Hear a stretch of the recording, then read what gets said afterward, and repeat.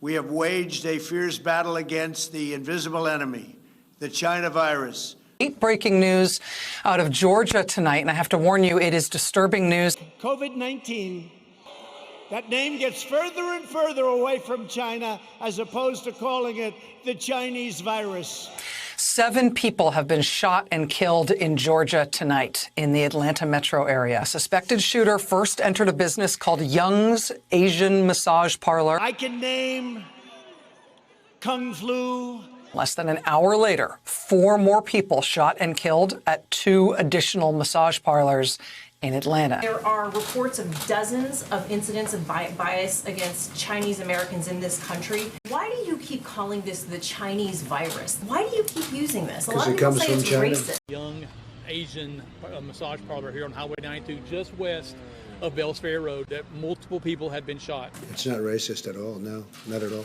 It comes from China. Officials have not said whether they think these shootings at 3 places were connected, but police did note tonight that the shootings took place at 3 spas, 3 massage parlors where the majority of the employees are Asian.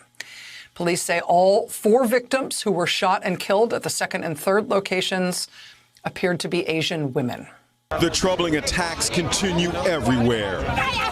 This gutsy 75-year-old woman gave an alleged attacker a lot more than he bargained for. She says she fought back with that stick after this guy punched her in the face for no reason in San Francisco. For one moment, I want to shift the focus away from the shooter. I don't care about his motive right now. I don't care what his name is. I don't care what he looks like. I'm tired of this unoriginal, this isn't America narrative. This country has blood on its hands with its history of race-based, gendered, and class-based violence, and we can't ignore that. These are the names of the victims. Thanks for being here.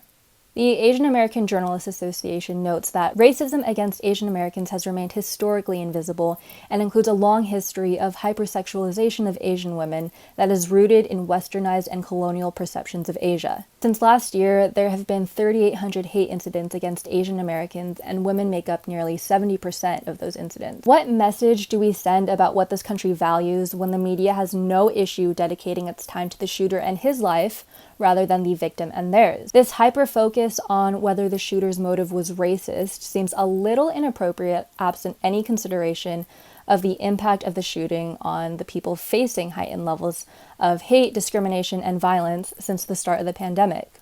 It's as if they're saying, hey, don't worry, this guy had a really bad day, went to 3 Asian-run businesses and killed 8 people, the majority of whom were Asian, but the suspect himself said it wasn't racially motivated, so we can all breathe a little bit easier. I'm grappling with the fact that entire lives have been boiled down to 6 Asian women.